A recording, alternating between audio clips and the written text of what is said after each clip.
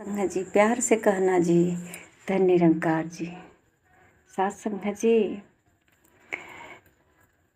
सतगुरु की वाणी है, तू शांति का स्रोत है, जिसने तुझ में चित लगाया है, भटकन उसकी दूर हुई है, मुक्ति का पद पाया है। साथ संगत जी, जो चित अपना परमात्मा में कहा जाता है सच्चिदानंद, ये परमात्मा आनंद है, सच्चिदानंद है।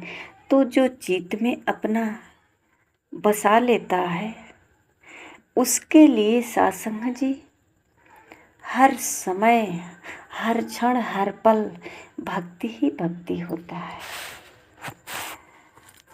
सत्संग आज भक्ति का अनंत स्रोत है, तरीका है, अपना अपना भाव है। साथ संगत जी, कोई व्रत करके भक्ति करता है। कहते हैं भक्ति जब भूख में प्रवेश करती है तो व्रत बन जाता है। ऐसे तो कई ऐसे दिन आते हैं जो लोग भूखे रह जाते हैं, पर वो व्रत नहीं बनता है ना। ऐसा नहीं मानते कि आज व्रत है, ऐसा माना जाता है कि आज खाने को कुछ नहीं मिला, आज समय नहीं मिला या अन्न नहीं मिला, दिन भर भूखे रह गए, तो उसको व्रत में नहीं ले, क्योंकि भाव हमारा भक्ति पे नहीं जाता है, उसमें कोई नियम नहीं लगाया। यहाँ तो भाव ये है कि हमें समय का अभाव रहा या अन्न का अभाव रहा, लाचारी, वहाँ पे हम एक लाचारी का भाव रख देते हैं। अब वो भूख जो है भक्ति में नहीं प्रवेश करती है। सत्संग जी, कहा जाता है कि भक्ति जब पानी में प्रवेश करती है तो चरणामृत बन जाता है। पानी तो हर घंटे पीते हैं, पर ये तो चरणामृत बनता नहीं है, क्योंकि हम पानी पीते हैं अपनी प्यास बुझाने के लिए, सिर्फ प्यास बुझता है, इस पानी से तो कुछ होने वाला नहीं है। एक भजन आता है, मानो तो मैं गंगा हूँ, न मानो तो बहता पानी। तो सत्संग जी, ये हमारे भाव पे ही टिका है।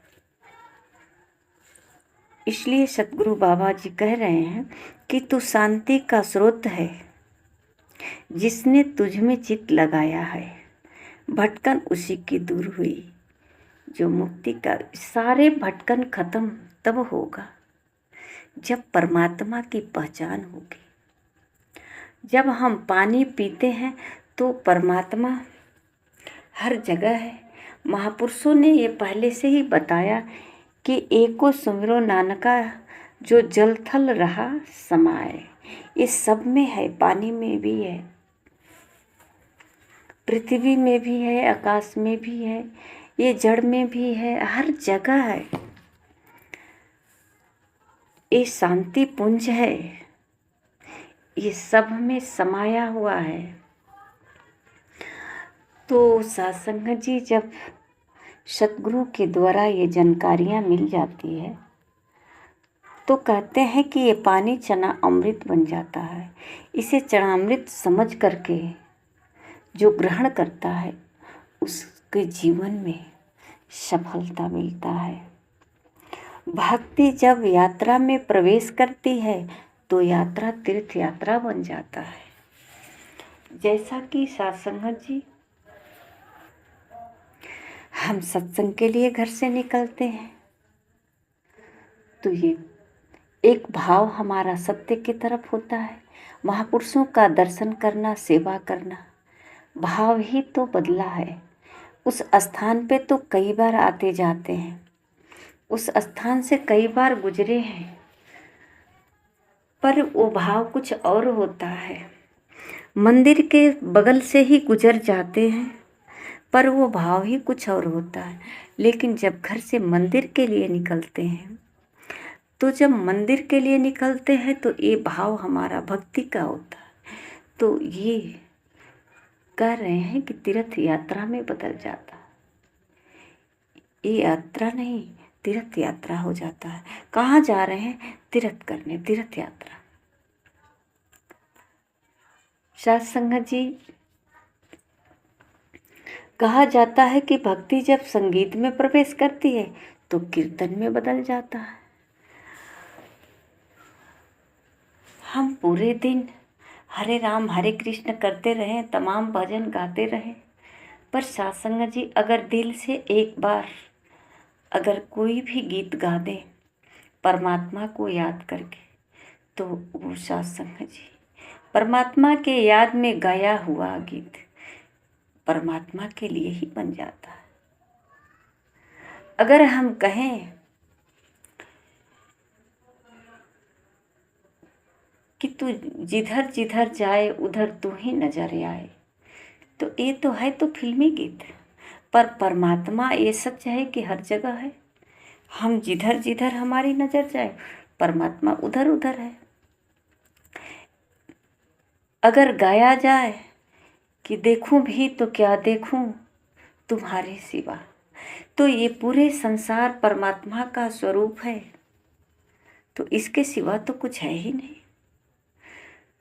तो है तो फिल्मी गीत।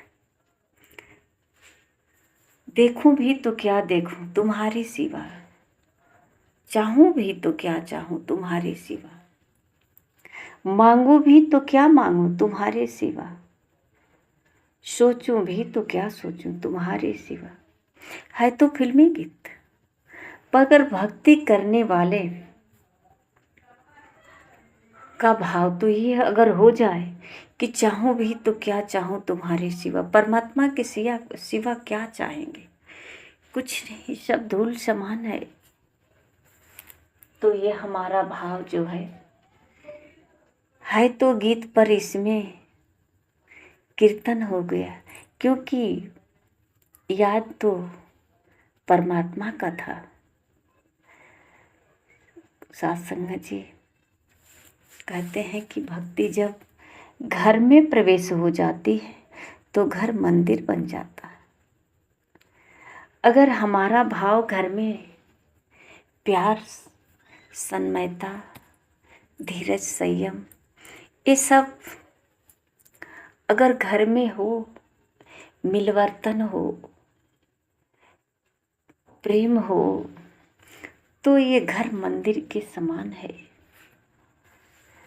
जहाँ बड़ों बुजुर्गों का कदर हो, सम्मान हो, बच्चों का प्यार हो। साध संगत जी, ये मंदिर बन जाता है। यहाँ केवल खुशियाँ ही खुशियाँ, आनंद ही आनंद मिलता है। मंदिर में तो हम कुछ क्षण के लिए ही अपने को खुश महसूस कर सकते हैं, पर घर में हर समय तो घर में ही रहना है ना। तो अगर ये सारे भाव घर के लिए हो, सभी के प्रति प्रेम हो, इस परमात्मा से जुड़ करके एक रस हो, अडोल हो, डोलने वाली भावना न हो, तो ये घर मंदिर के समान हो जाएगा। घर में भी वही इंसान है जो बाहर है, जिससे हम बाहर खुश रहते हैं। जिसको बाहर महात्मा कहें या पुजारी कहें या सम्मानित व्यक्ति जो भी हो, अगर हमारे दिल में सम्मान जिसके लिए है वो सब सम्मानित है। मेरे घर में सास ससुर, अन्य जेठ परिवार जो है या छोटे हैं परिवार, आदर सम्मान सबका करना ही मेरा धर्म है। अगर ऐसा धर्म जो अपना लेता है उसका घर मंदिर बन जाता है। अब उसके लिए मंदिर जाने की जरूरत नहीं होती, घर में ही मंदिर चलकर आ जाता है। और भगवान को तो आना ही पड़ेगा, क्योंकि भगवान माता पिता से दूर कहाँ है, भगवान इंसानों से दूर कहाँ है। जब कड़कड़ में है तो घर छोड़कर कहाँ चला जाता है, सब जगह रहता है, कड़कड़ में घट में रहता है, केवल अपना ही घर छोड़ करके। तो सत्संग जी, जब हमारा भाव भक्ति की तरफ होता है तो घर भी मंदिर हो जाता है। भक्ति जब कार्य में प्रवेश करती है तो भक्ति कर्म में बदल जाता है। ये जितना भी कार्य करते हैं ये सब कर्म बन जाता है और कहा जाता है कि कर्म ही पूजा है। तो सत्संग जी, हम घर में सुबह से लेकर शाम तक कार्य तो करते ही हैं, पर भाव अलग होता है। अगर सुबह से जग करके किचन का काम करें, सभी के लिए प्रसाद तैयार करें, खाना नहीं, सभी के लिए जो प्रसाद बना रहे हैं ये सब कौन है, इनकी जानकारी होनी चाहिए। और सत्संग जी, ऐसा भाव हो कि मैं प्रसाद बना रही हूँ तो वो सच में प्रसाद ही होगा और प्यार से सब लोग खाएंगे, हमको भी खुशी मिलेगी, खाने वाले भी खुश, खिलाने वाले भी खुश। ये तो कार्य किए सुबह, घर में जितने भी कार्य किए, अगर ये सेवा का भाव हो तो कर्म बन जाता है। कह रहे हैं ना कि जो भक्ति का भाव हो, अगर इसमें भक्ति प्रवेश कर जाए तो भक्ति क्या है? भक्ति एक श्रद्धा है, लगन है, प्यार है।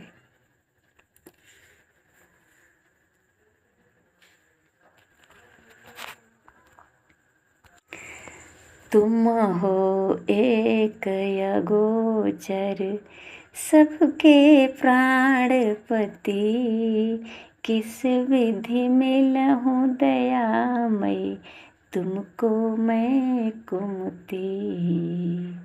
ओम जय जगदीश हरे। सत्संग जी, परमात्मा सब में है, अगोचर है, पर सबके प्राणपति है, सबके प्राणों में, सबको प्राणों की रक्षा करने वाला, सबका मालिक है, यह सब है, सबका प्राण है। पर इससे मिलने का कौन सा रास्ता है, कैसे इससे मिला जाए? नहा धोकर केवल मंदिर जाना ही मिलने का रास्ता नहीं है।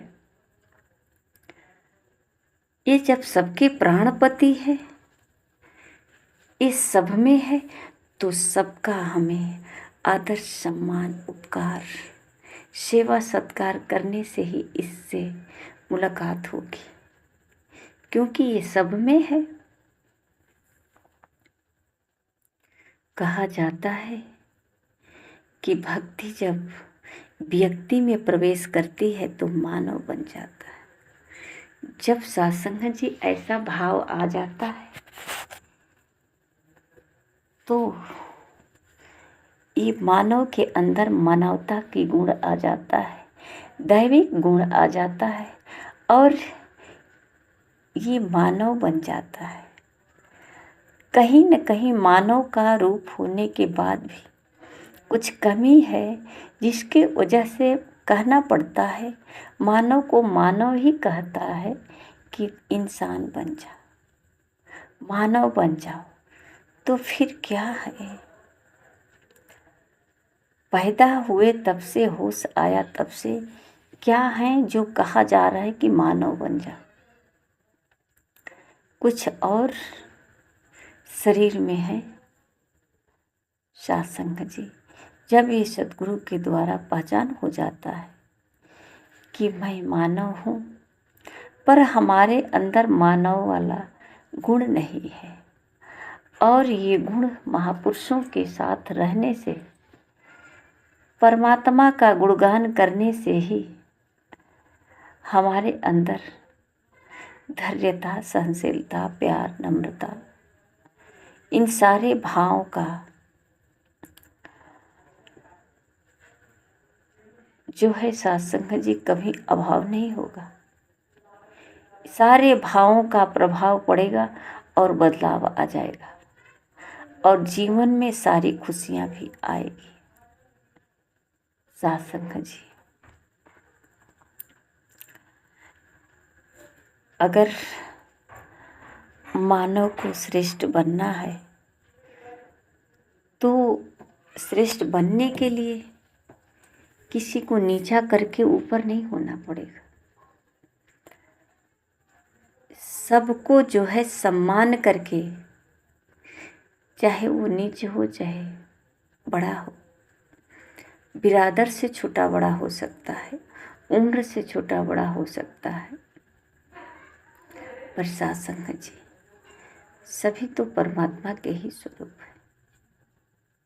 ऐसा वही जान पाते हैं जिसको तत्वदर्शी गुरु मिला है, सतगुरु माता सुदीक्षा जी महाराज, जिसे ब्रह्म ज्ञान के द्वारा इस राज का पता चल गया है कि परमात्मा सब में है और समय आने पर एहसास सबको होगा, पर आज कहने पर एहसास नहीं होता, कहने पर किसी को विश्वास नहीं होता। तो सत्संग जी सतगुरु का सिखलाई सदा सत्य की तरफ रहा है और सत्संग जी हमारा मन तो वही किया जो हमने चाहा, मन को कभी सही दिशा नहीं दे पाए। सत्संग जी सतगुरु के चरणों में सच की पहचान करके अपने पग यात्रा को तीर्थ यात्रा में बना दे, अपनी भूख को व्रत और सत्संग जी अपने अंदर जो मानव का शरीर है मानवता प्रवेश कर जाए, ऐसा भाव बने। यही संत महापुरुषों से विनती है, प्रार्थना है कि अपनी कृपा बनाए रखना, आपके साथ रह कर के ये जीवन हर क्षण हर पल आपके एहसास में बना रहे, हर पल आपका एहसास बना रहे। कर्ण करावनहार आप हैं, जो कुछ होगा आपकी इच्छा से होगा, जो हो रहा है आपकी इच्छा से, जो होगा वो भी आपकी इच्छा से। सत्संग जी प्यार से कहना जी, धन्य निरंकार जी।